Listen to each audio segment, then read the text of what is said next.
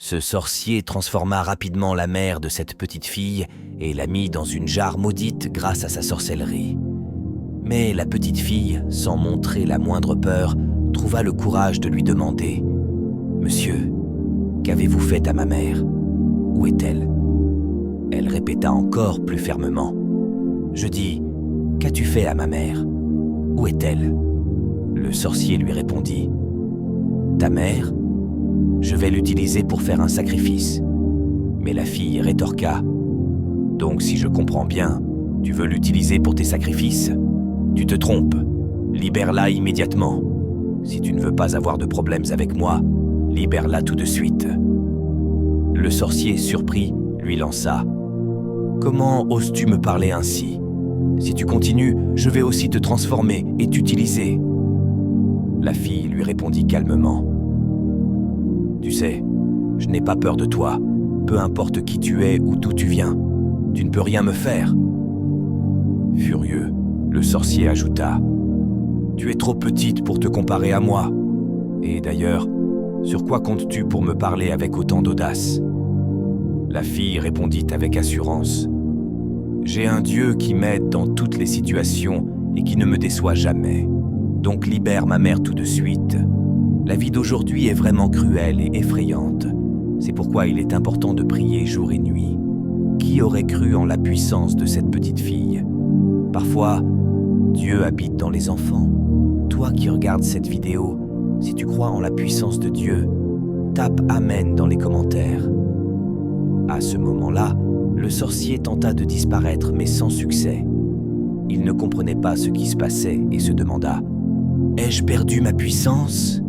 Aussitôt, la fille le toucha et il se mit à crier. Il ne croyait pas en la force spirituelle qui habitait cet enfant. Elle lui dit alors « Vas-tu libérer ma mère ou pas ?» Le sorcier, de plus en plus en colère, s'exclama « Comment oses-tu me menacer? Arrête ça tout de suite et laisse-moi partir !»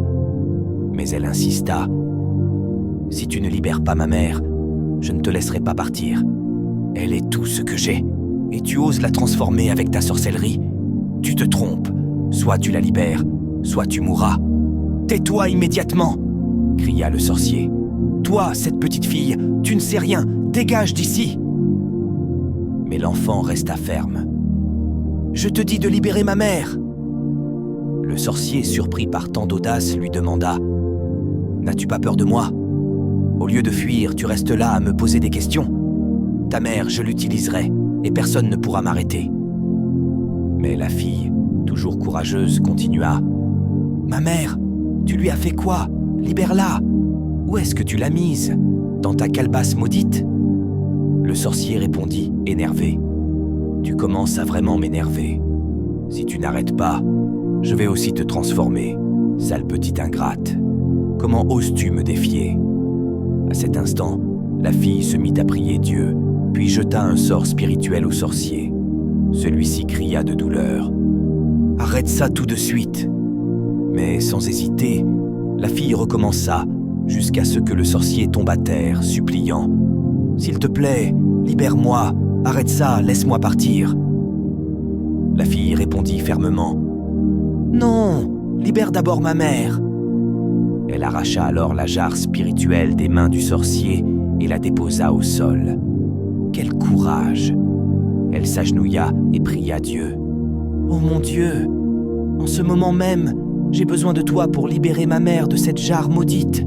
Fais-moi un miracle, que toute attaque spirituelle contre moi et ma mère soit détruite au nom puissant de Jésus. » Le sorcier, incapable de résister, continua de crier.